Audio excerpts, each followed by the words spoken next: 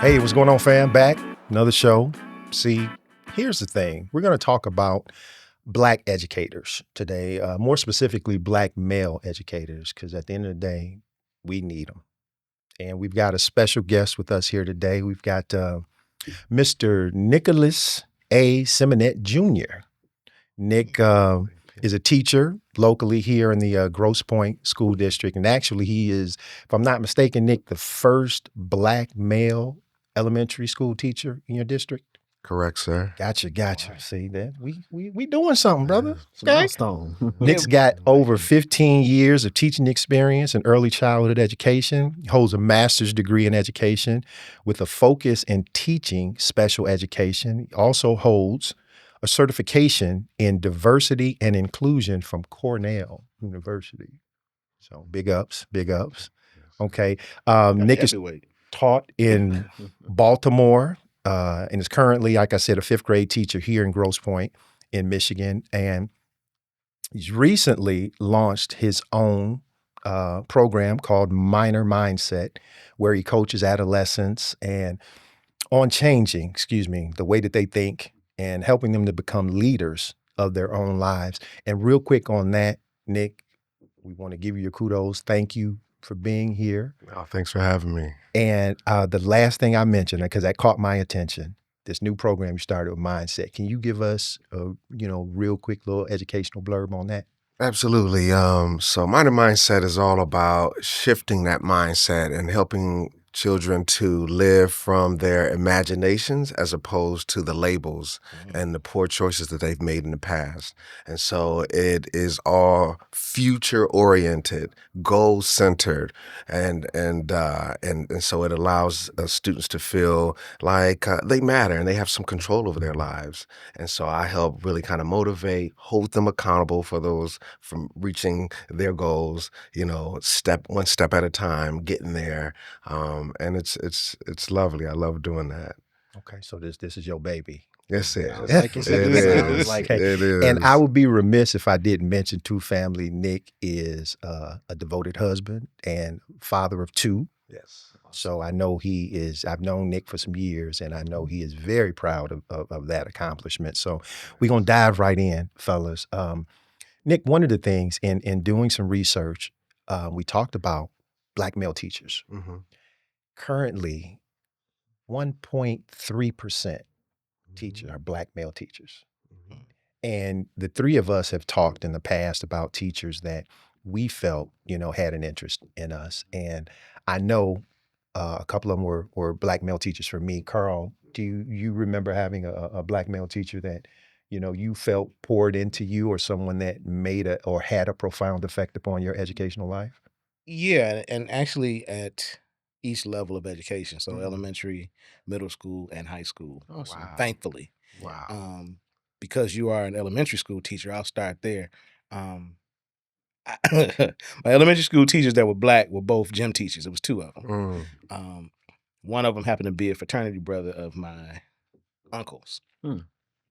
And originally I was scared of him because he was, I've always been vertically challenged, but as a little kid, I think he, in real life, he was about 6'3", 6'4". Okay. So he looked like a giant. Right. And he kind of barked at us a little bit, but kind of came naturally because he was a Q.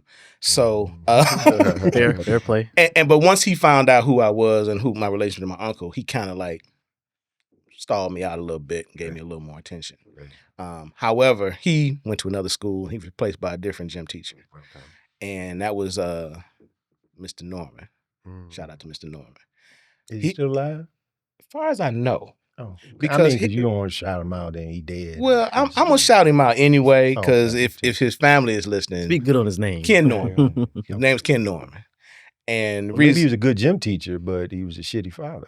I'm just. Come on, okay, man. Yeah, we stirring the pot. Now you trying to stir up Mr. the Norman, pot if you're watching this, now we gotta say sorry to Mr. Norman. That's not me, man. No, because and I'm gonna say this. I can't get into everything that he kind of just added to me or added to the school, added to his students. But I will say this: he also taught my brother, my younger brother, who's 5 years younger than me. My brother still speaks very fondly of Mr. Norman, and one of my friends took a picture on Facebook. Look who I found in the grocery store, Mr. Norman. And this was, 40 years past us being, a teacher. And this is our elementary school teacher. Right. So he had an impact on not just myself, but on a lot of other students as well. So shout out to elementary school teachers particularly. Absolutely. And what you see here is that is such a huge space for grabbing students. Because that, they say there's a statistic that says that if a black child, any child actually, but a black child in particular, has an elementary school teacher who is a black male, between the grades of K through 5, they are 38% more likely to go on to have success, to go on to, college and advance themselves in that way, stay out of jail, like all those things. Like, so that is a really impactful developmental age and area to have one. Okay. Yeah, how about you? I got 2 I will go with, just to be short and sweet. One was from middle school, and then the second from high school. And I'll start with the high school one first, because he used to dig in our heads all the time, the 5 Ps. Proper preparation prevents poor performance. So we used to laugh about that in high school, like, oh, I didn't do my homework. He said, you forgot your 5 Ps. I didn't do my test. You forgot your 5 Ps. I forgot to tuck my shirt and you forgot your 5 Ps. But now I'm almost 30 years old saying, man, I joke to tell people proper preparation prevents poor performance. So that was Mr. Humphrey. Thank you for that. I hope he's still alive and well, Gene. I don't know. Hey, see, man, don't be putting that on me. I ain't wishing death. You brought it up, man. But as far as I know in my heart, I think he's still out there, with the 5 Ps. Brandon praying for him. We'll go say a special Nick, prayer. let me ask you, in talking about it, because I think elementary school is a perfect starting place, because I think ultimately as young Black men coming up, we have our heroes. And as far as I'm concerned, you guys as teachers fit right into that mold. So can you tell us what made you get into education? I had examples. My mom was a teacher. She was a high school special ed teacher. And she taught in Cleveland. And so sometimes when East Cleveland schools were out, I would go and hang out in her classroom. And so I saw her impact on her students and how much they loved her. I saw her, bring food. I saw her bring, stop at a store and grab a coat for a kid, and like just being another just village member, a mom, like being present for her students in such a real way. And so that started to kind of influence like how I see life philosophically, right? Where I see human beings on a continuum, right? And I'm on it in my 47th year of life, and so I want to connect with those who are coming in at 5 and 7 and 8 and 9 and 11 and 12, and be able to be a guiding light for them. Right, because I was a knucklehead in school. You know what I mean? I made some good choices. I made some good choices. You know what I mean? I was a studious kid. My mom was a teacher. I had to be on it. But at the same time, though, like I felt like I would be able to give back and to be able to, with some empathy and understanding, and help them save their dignity. You know what I mean? So that they are not feeling less than human just because they've made poor choices. Now, let me ask you real quick, because I know coming up, we would see our parents in a different light. Like I would see my mom at work or interacting with other people. So when you saw your mom at school and showing the empathy towards, her students, were you ever saying to yourself, damn, she don't treat me like that at home? Sometimes. Yeah. I remember, just being honest, Mom. Rest in peace. You know what I mean? I remember one time, and everybody knows Carl and I have been, friends for forever. And he came over to my house. We were going out, and my mom was fixing dinner, and she was like, Carl, you want something? He's like, okay. So, yeah.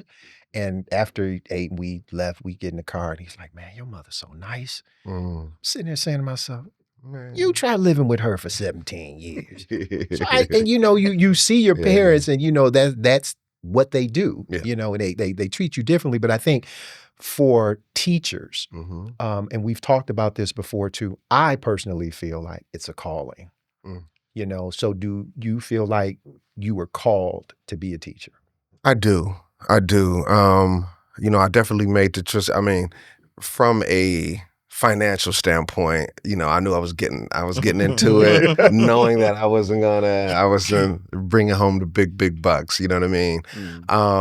But yeah, I think it's kind of back to that. What brought me into education? Like I felt like I had some really amazing teachers who guided me through some tough times, and I just wanted to give back, man. I almost see it like when folks who are in the military say, thank you for your service. I feel like that should be said of teachers as well, because we are fighting a battle of illiteracy and society ills and toxicity for the future of this country.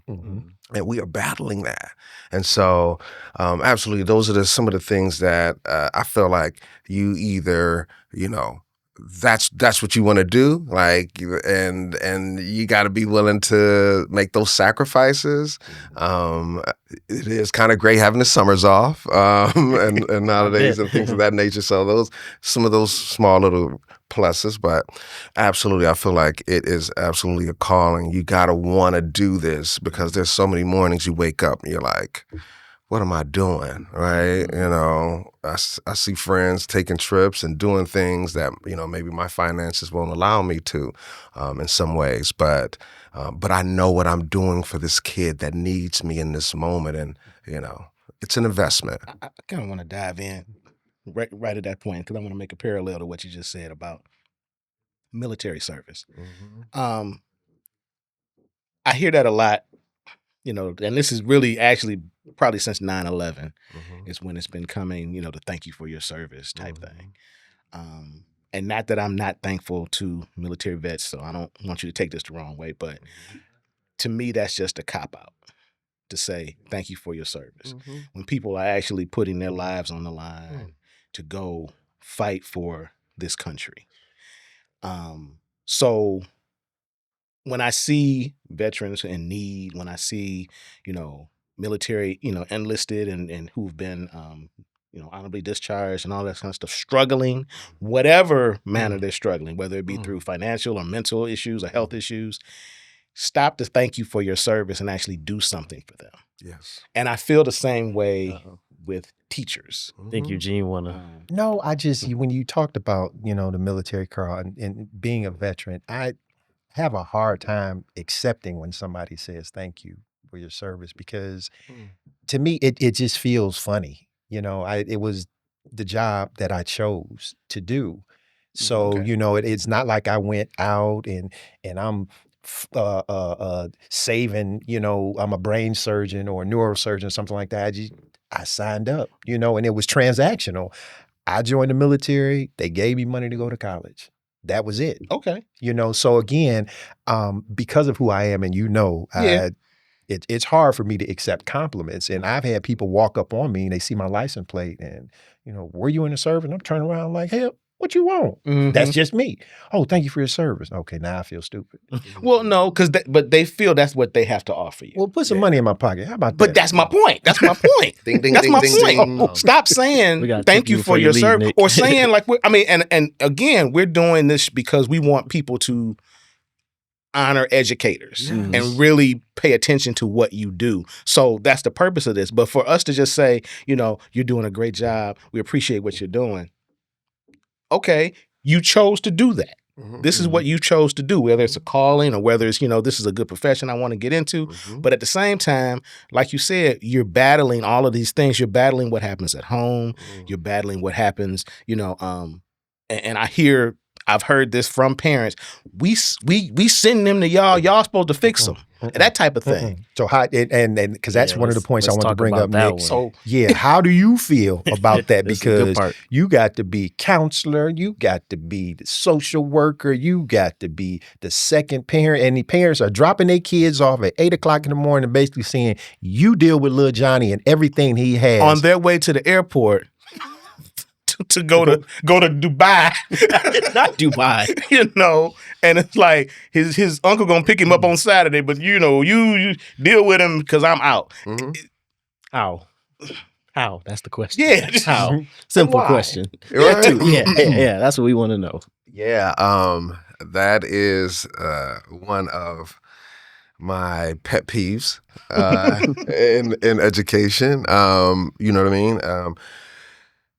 I think all too often, you know, parents and that, you know, lack of involvement, it puts everything, you know, on our plate as teachers and makes us accountable for every single thing. Like all the toxic influences that they allow into their children's spaces, all the things that they may need.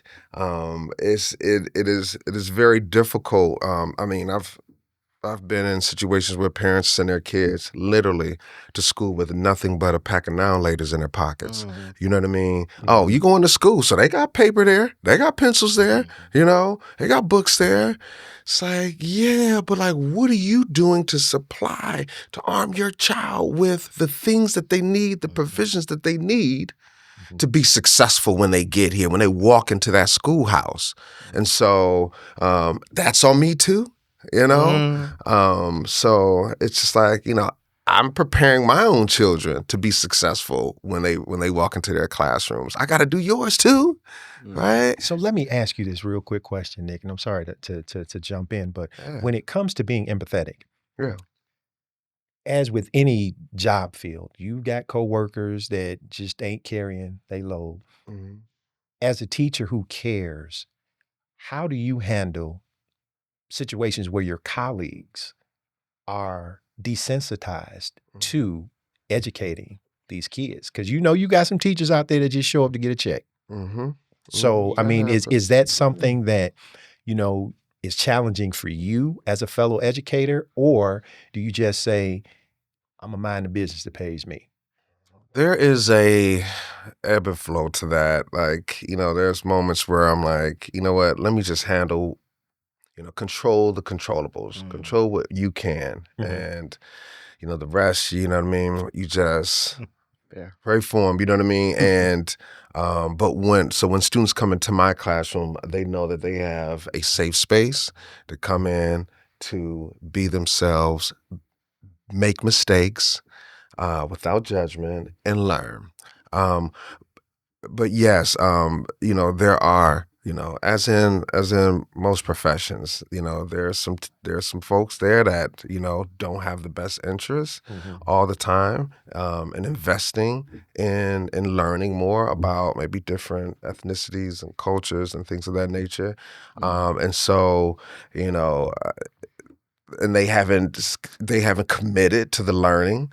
And so I try to, you know, share and talk and, you know, use my platform and, you know, professional developments, you know, maybe ask my administrator, you know, to, may I share something, or, you know, or even just incidental, you know, dealing with a particular student. Hey, you might want to try this or that, you know, as opposed to this.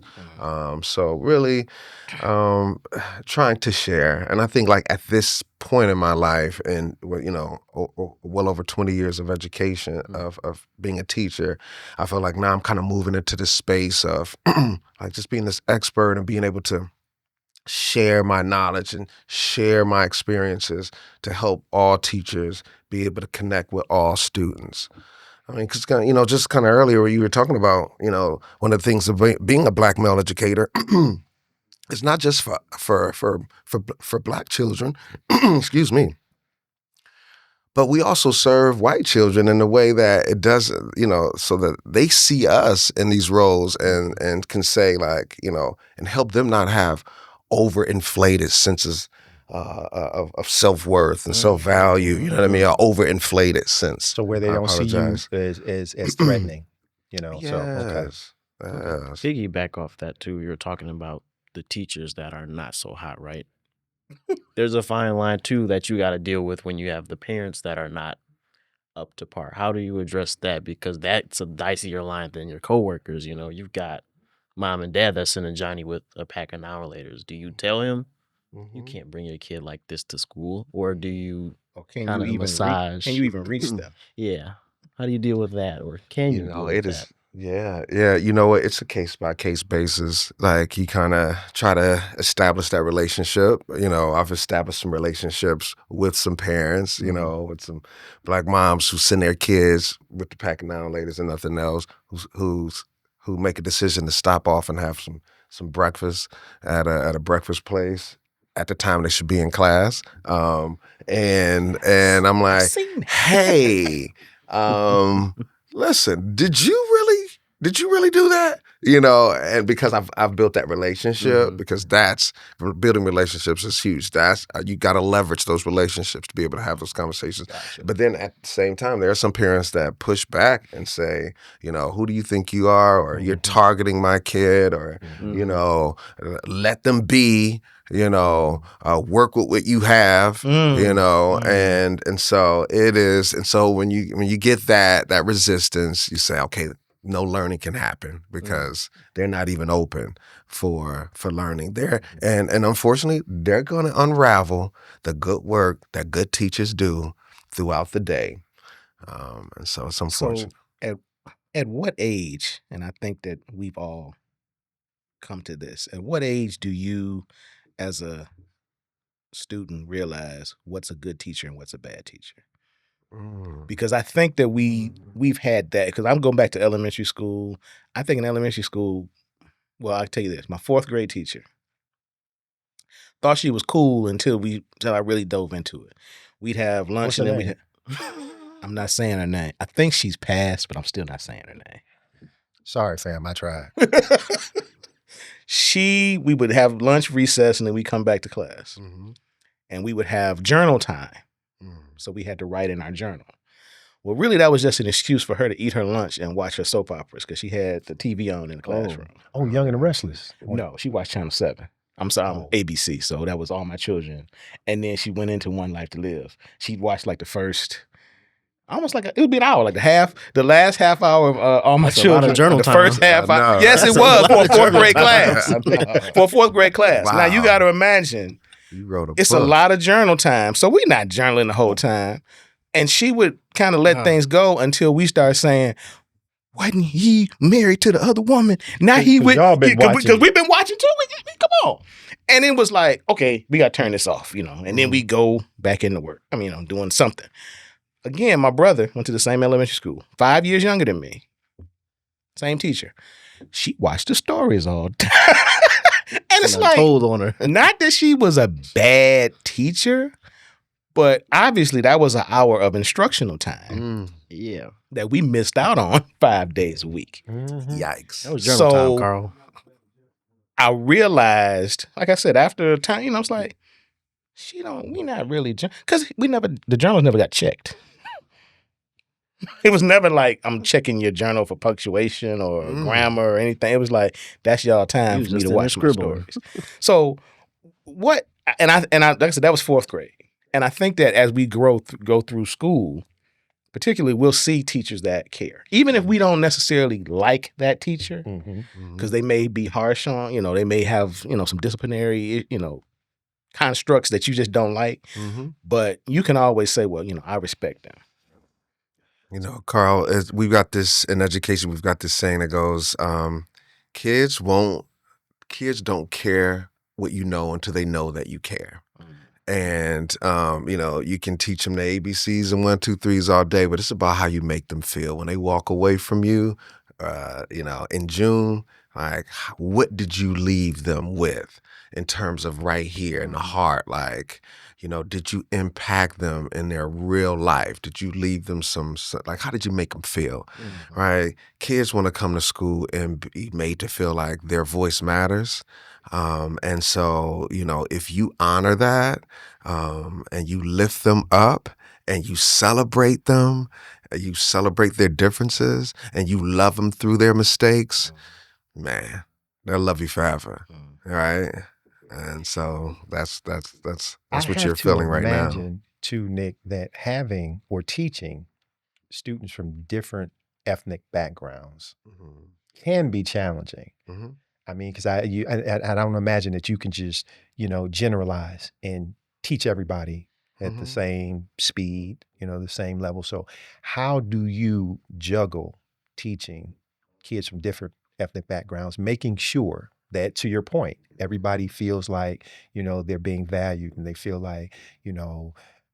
Simonet is cool. I love him. I like him. He cares about me. So, I mean, how do you, because when you're thinking about Black kids, you know how Black kids operate. You were one. Mm-hmm. But then if you've got, let's say, a Chaldean kid, or a white kid, they come from different backgrounds. So how do you incorporate your level of empathy in terms of dealing with these different ethnic backgrounds?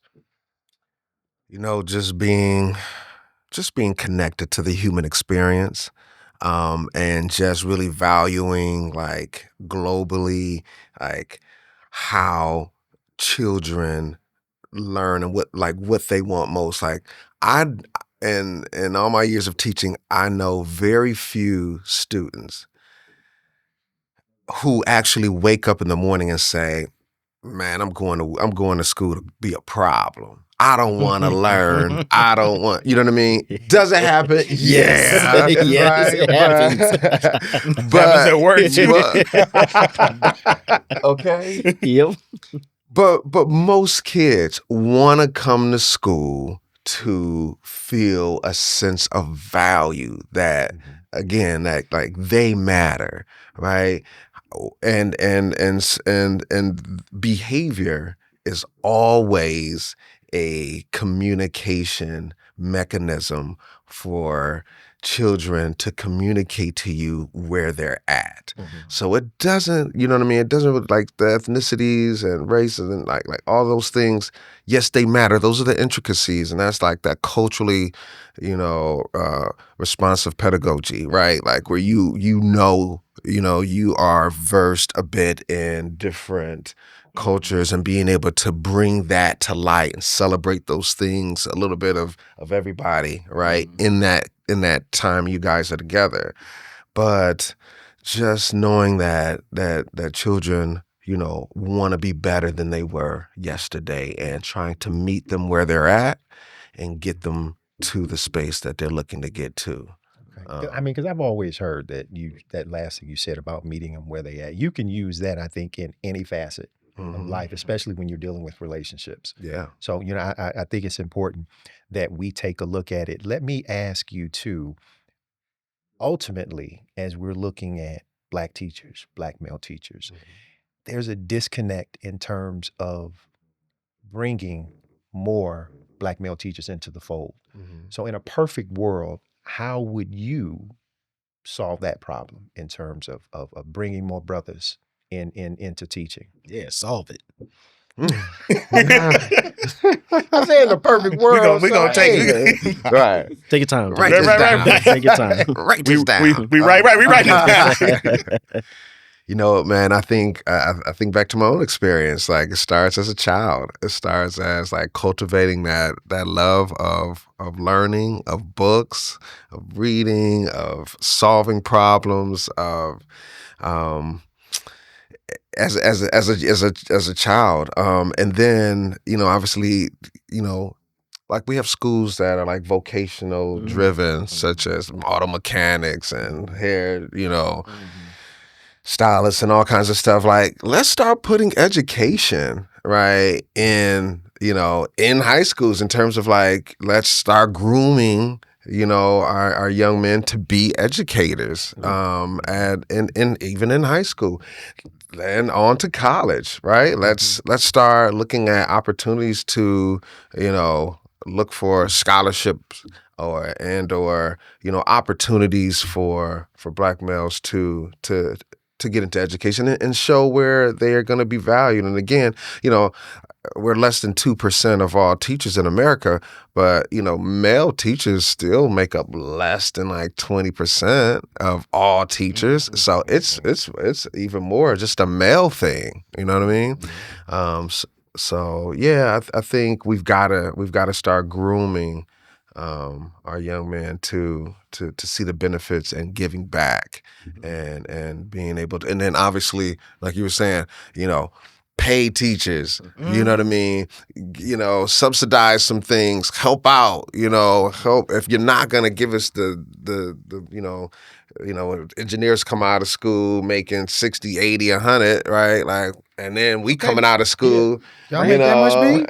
the Huh? teachers Let me hold $2, man. Yeah. Back to the teachers. Let's get dig into that some more. Continue. Right. Come on. I mean, I was like jealous. Like my boys that was coming out of school as engineers coming in making, and I'm coming out making 32. You know what I mean? So that's difficult, and don't let me have had a kid or two or something by that time. Like, what am I supposed to do with that? Them student loans you got Oh to my deal goodness. with. So let me ask another, since we asked the first complicated question. I'm going to throw another one out there because it's a big elephant in the room with education in the news. Safety. You see, God forbid it never happens, but I'm pretty sure that's a concern way in the back of your closet. You guys as parents, pretty sure that's been a concern too. So what are your thoughts on, you see these school shootings or somebody just brings something to school?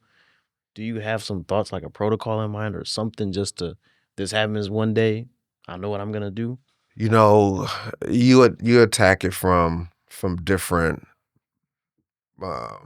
points, right? So, number one, you got to see to the mental health of your children in your school, right? You gotta, you can't let anything get by you, and I know a lot of schools and school districts flag certain words if they type in a word in their search engine, things can pop up and then immediately alert counselors of what Johnny plugged in to take a look at, and then like immediately the next day you're pulling that kid's not going to class, that kid's coming right in, searching lockers, searching book bags, letting parents know, reaching out to law enforcement, like all those things to keep schools and children safe. But in that respect too, those fail safes failed in Oxford Yes. because they knew that this little boy They was did writing what you stuff basically down. what you just said. Exactly. The They counselor didn't was do called. that. Yeah. The counselor, they let him go back to the classroom. And to me, I know how I feel about that. It's because he was a white kid. That's I mean, that's how I see it. That's a factor. Yeah. I think, well, because of where it was too, that district is predominantly white. I think that it was kind of the parents came. They seemed like they were involved. They said nothing was wrong with them. And they were the ones that said send him back to class. And they were the Since ones when that- do parents have the say in whether or not your kid is going to get sent back to class? Because they all, you know me, we look alike. I mean, it's and I'm gonna say this: It's a different playing field. It's a different playing field because if it had been an urban school and the parents came in and the teacher said this, and I saw this, typically the teacher's gonna say, "Nah, you can't send them back." But if the parent had to push back, they probably would send the kid back too. I think it had a lot to do with their camaraderie, so to speak, and it's as you see tragic consequences, and it's coming back to. So I get what you're saying. Flag certain words and stick to that protocol Across the board. Across the board. Definitely. Yeah. I when I think about teachers, and we talked about this too, Nick, about salaries, because I think the average starting salary for a teacher in the United States is like $39,000. And then the mean, excuse me, is I think 65, 66. Okay. Out of yeah. The chest hurt. Yeah, that's. But then you think about, for instance, Big kid money. I looked up, and do you know the state that has the highest amount of African American teachers? Maryland? Georgia. 25%. 25% teachers in Georgia are Black. I don't know that. Now, the crazy part is that 25% makes up 11.4% of the African American teachers nationwide. Jeez. So you got a big concentration The there. average the average salary for teachers in Georgia is 65. which I think the national average is about 66 or something. So they're a little below it. Michigan's below it too. But I say all that to say that when you talk about salaries, what I don't get is the disparity that's there, because there are a couple of things that go into play when we're talking about salaries, and maybe you can help me out on this, because what I found was that you're talking about years of experience, educational level, geographic location, performance. Yeah. And one thing I didn't know, and you can tell me if this is true, cost of living allowance. Do you guys get that? And then the grade level. So all of these factors go into what your salary is. So let me ask you, if you come out of school, you have a master's degree, no years of experience, are you going to get paid more than a teacher that has years of experience on you, but no master's degree? I mean, because how does that? Could. You really could. Wow. And that's unfortunate, and that's what a lot of, that's where the strength of, teacher unions come into play, to really try to negotiate and push for, equity, equality, from the districts, to its teachers. This is one of the few, unfortunately, professions that, literally you can move from one state to another state, still be a teacher, put 15, 20 years in one state, go to another state, and they'll make you start over from year one. From a salary perspective. Salary perspective, step one. Yeah, Step one. That's unheard of. Whoa. Yeah, it's happening. It happened to me. Wow. It happened to me. And so it's unfortunate, that in education, this is where we're at. It's, when you talk about being thankless, it's like, geez, like we need legislation to step in and say, teachers deserve better. And it doesn't matter if you are in our 50 states, you should progressively continue to move forward salary-wise where you are at. Yes.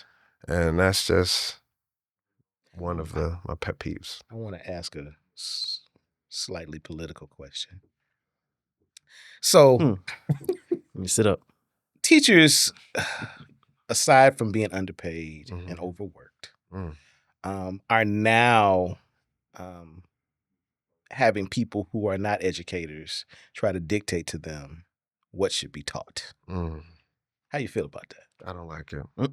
Easy answer. I Most don't like recent it. example I'm thinking about is Betsy DeVos, when she was pushing charter schools and whatnot, and Trump Well, had her. And Betsy DeVos had a financial interest in doing that. Of course. And again, she was, appointed Department of Education chair, or captain, or whatever you want to call it in the Trump administration. Gotcha. Someone who was not an educator, but you have educational interests. And I think that's where we're going now. We're finding things, with legislation to, cut DEI programs out of, high schools and universities, cutting out certain, teaching about, slavery and history, just carving things out. And these decisions are being made by people who are politicians or pseudo politicians and not educators. And I think that combined, so now it's like, okay, I got to go to school. I got to get these degrees. I got to live in a certain state if I want to make a certain amount of money. Yeah. And then I'm just told what to taught and how to teach it. And it's supposed to be, and my salary is based on performance. So the kids got to learn this stuff and got to be able to test it out. Okay. And then, so it's like, I all of that being said, to me, it has to be a calling. Or is there something that can be done for teachers to push back on? I know you said stronger unions and working with school boards, but what is there any other mechanisms, or would it be us advocating for a change? How do you see that as in your perspective? Yeah, we have to be outraged, and we cannot have being selective in our being outraged by certain things, and we really do have to stand up for teachers, because it's it's going to go back to parents. And yes, to your point, there's a movement that is looking to really dictate what teachers are teaching. I was a social studies teacher, and so I was not afraid to teach the truth. I was waiting to get the emails. I got a question, but now. I did not. I did not. Principal wanna see you, I Mr. did Seminary. not. But and I was also a part of a team that took a look at for fifth grade in particular, social studies, and like just opening bringing in more voices to like certain events. So I remember like my particular was like just like the Revolutionary War, and just bringing in more voices, like women's contributions, black folks' contributions into how we won this war for independence, but yet got pushed right back to slavery. And all of the black folks that had to literally, who were enslaved, had to like escape, their work camps, right? To go and fight, just to go fight. And so all of those things, man, are just the reasons why, we have to push back on this movement of trying to, make certain people feel comfortable with U.S. history. It's U.S. history. It's just facts. I mean, if anything, it shows our growth. It's not to be embarrassed about. Yeah, Yet it's they okay. They want to whitewash it. So and you I said had that the conversation, word. but I'm just sorry, Brandon, go real ahead, quick. I just Carl. had this conversation last night with somebody a black person, who said that they didn't think slavery should be taught, and their question was, to me, well, what good came out of slavery? And I said, the U.S. economy. So Who was it? Yeah, can we it put a was- pin there? We want to talk to Yeah. him. No, family. No. I'm trying to find out. No, so- it was gonna find this somebody. one, It was Eugene. somebody who was Keep 'em invited on the anonymous. show Keep 'em that did not anonymous. come. Man, you So I'm gonna keep say our that. special guest. That's another Yeah, episode. We gonna so- get him. There you But go. Shout out. we gonna talk about him. We'll off talk camera. about We that, gonna yeah, find later. him. But the word comfort, you said that, and that kind of got me going. And a lot of times they want to push comfort in schools, and our society is different from when you were in middle school. I was in middle school. Now you're seeing stuff. We got to make people comfortable. And there's the instance where, not to ruffle any feathers, but there's the they, them, alphabet stuff. Oh yeah, in So elementary school. you're getting that put in your classrooms now. You're getting the slavery wasn't that bad. Let's put that under the table. We just had a couple wars back then, and what they did overseas wasn't that bad. It ain't nobody in Africa do nothing.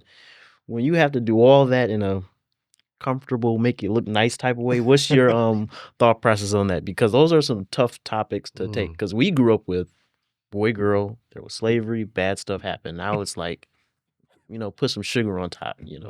How do you delineate that? I run a club at my school called the Bridge Club. And the Bridge Club is not the old game. No, I was gonna say, you All playing right, we're not playing Okay. bridge. Okay, gotcha. But literally or figuratively, it is about creating bridges, building bridges to communities and people that you are unfamiliar with, right? And so in those spaces, in that space, let's just say, in our library, and we meet once every 2 weeks, every other week, we have students who are able to share their story, to share their experiences. And yes, there are students there who talk freely about their experience as being part of the LGBTQIA plus community, and or being a supporter, and because they support humanity, and that and I'm learning some things, all the different pronouns and all the different gender fluidity and all of those things. I'm learning things because that's not He's an my elementary school generation. teacher. All Yeah, right. Well, this is middle school. I'm in middle Oh, school now. So I'm in excuse middle me. school. I'm in middle school. second just grader quiet. come in, he wearing a dress. So 10 to Okay. 14, that 10 to 14 Okay. age Wow. range. I'm in. Wow. And so they are already, they've got, don't call them, Johnny anymore. Like, I'm Sky or, I am Cloud. There are all No, man, kinds I- of like, you know what I mean? But And this, wow, but these I are, didn't know. and it's very different. Yeah, It's very different. But wow. my charge as a teacher is to protect, Mm-hmm. right? And to foster, right? And it may be uncomfortable for me or, different for me, but this is this kid's life right now. Mhm. And I'm either going to choose to validate it and support or work against them. And, you get more love when you know what I mean? And Put the child first. you put the child first. Okay. So, Nick, let me ask: in terms of success in teaching, Mm. I know for us in our corporate America jobs, we have mandates that come down from on high, Mm-hmm. and a lot of times we say to ourselves, being on the front lines or being in middle management or whatever, that's not going to work. But they want us to do it. Mm-hmm. So, from a teaching standpoint, how successful can you be if your administrators are not doing what they should be doing to give you guys the resources that you need? I.e., if they say this is a program that we're going to push in the school and you and your colleagues know it's not going to work, but your administrators are saying, hey, you got to do this. How do you balance that? When you know in your heart, this crap ain't gonna work, but they telling me to do it. And it's like, I know in my workspace, if I'm told to do something and I know it's not gonna work, I always ask myself, why didn't they just come and ask me what my thoughts were? And I could have told them this is a waste of time. Good So question. how do you, deal with that? Because I know you probably faced it at some point Oh yeah. in your teaching career. Oh yeah. Oh yeah. And it comes down and it boils down to the leader in that school, Mhm. right? The principal, right? He or she is the leader of thought of all things, right? And so how much professional development are they bringing to the school, right? How are they developing teachers, right? And so in my school right now, my principal is, he has this thing called Core Team, right? Which is amazing. So he has, kind of selected like the leaders in the building in these different, in these different points, right? Expert levels come together around a table like similar to this, and it is like the think tank, right? The brain, and all new like decisions are based upon a collective, right? And so making unilateral decisions about things, it's kind of an old fashioned, antiquated type of leadership. Just do what I say, right? Instead of bringing, and tapping into the expertise of your valued staff and bringing them to the table and and debating things, right? Before you put them into practice, before you make them, a mandate. So I think that's really important, and I really lean into that style, the collective effort, and leaning in, pulling in the expertise of your staff. And before you just say, this is how we're going to do it, get some pushback on it, get some thought around it. From teachers who've been teaching for 2 years or teachers who've been teaching for 20 years.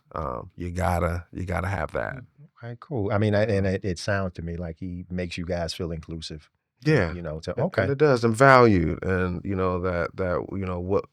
what we have, our experiences matter, and we're going to bring those things to the table and have a conversation about those things. And and then sometimes it doesn't work all the time. Sometimes you have a leader that's just like, this is what's happening, do it this way. Shut up and teach. And shut up and teach.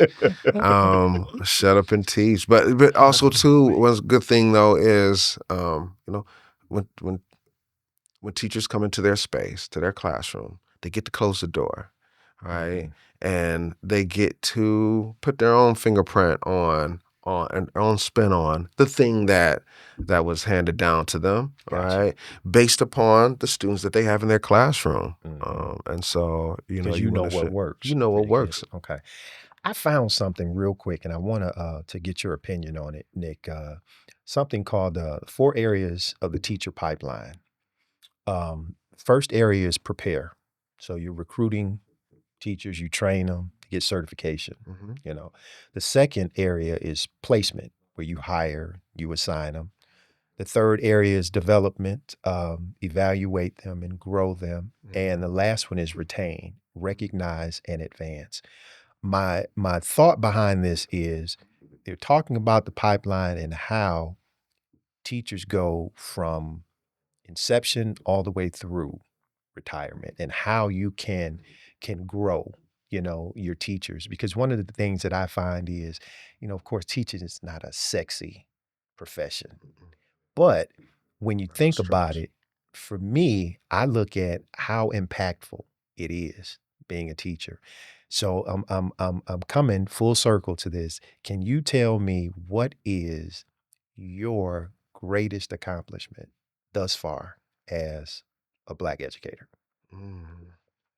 Great question. A tough question. Man,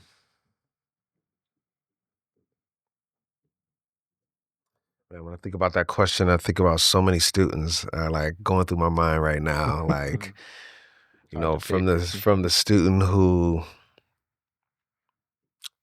was living from post to post, you know what I mean, living on couches, and someone homeless, and didn't even know what a wash rack was, didn't know what really like easy, low level, like essential life skill things are, and just being able to see that kid walk across the stage, you know what I mean? And see them on Facebook, and they're living a successful life with a family, and and they're providing and being a committed contributor to civilization and to our society. But I would just say, it comes in different ways, and I don't think I can point out a singular thing. I'm sorry, but it's just because they're all human beings, and they're where they arrive at, where they came in at, and where they leave me at. Growth, as long as growth happens, I feel so satisfied that when they leave me, they are better than when I got them in August. Well, that's the answer This right is, there. But this is what I want to point out about teachers. He asked, what was your greatest accomplishment? And you started pointing to other people's successes. That's what's great about teachers. Exactly. You're looking at what somebody else has been able to accomplish through what you've put into them. Not what, I did in corporate America. Well, I did this. I created this program. I did this. Yeah. But you immediately went to so many students that I can think about and what they've accomplished. And they may not even see you anymore. They may not even be in contact with you anymore, but you can always point to them and say, I was a part of that. And see, that's the thing too, because I immediately thought about selflessness. Absolutely. Extremely. And you put others before yourself. So I thought about, you being a teacher from 8 to 4:30. Then you got to switch gears and go home. You got to be dad. You got to be husband. So how do you decompress at the end of the day? Good one. And I've been around some teachers, and they can get wild. I know how some of them be You're like, what did you do after? Happyhour.com. Straight by the liquor They straight store, out. man. All right, we'll see you on Monday. What we about to do?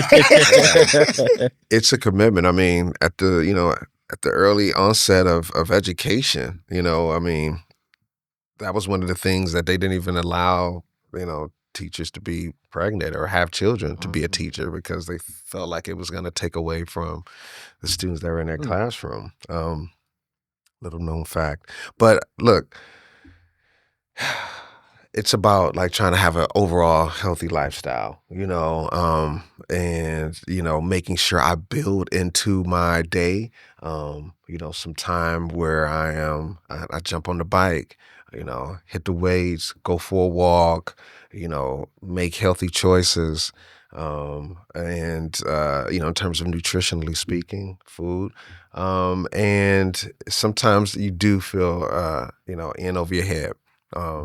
Dealing with all of what you deal with throughout the day, it's hard not to take those experiences home. Sometimes they're really funny. I got the best jokes over dinner or stories over dinner.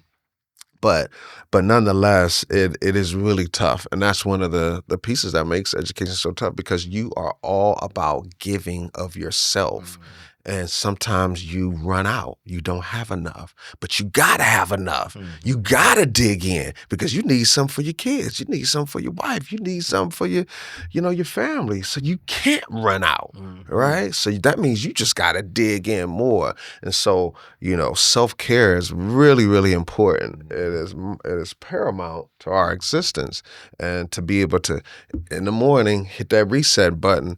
Walk in, good morning, class, and whether you are okay or not, Right. You got to put that mask on, and you got to, because there's somebody who's walking in, whose parents was arguing last night, this morning, who didn't have anything to eat, who just lost a loved one, who are dealing with trauma of all sorts, and you've got to meet them with some excitement, and so it's tough, but it's almost like you're on stage. You got to put that mask on, and you got to present well because there's somebody who needs you. You got to show up for them in that moment. So cool. I appreciate that. I will say this, man. We always say each show is a good show, but this has been one that I am proud to be a part of. So, man, I thank you. If we can bring you back, we definitely will. We're gonna find a reason. Because I feel what like you it's doing next more. weekend? I left a couple of questions. That I didn't get I to feel like ask, it's more so- we can can tap part two, into. okay, But it'd be a family, pleasure. want to say thank you for being with us. One of the things I do want to say that, we definitely need more Black teachers, more Black male teachers. Again, as I've said before, they're heroes to me.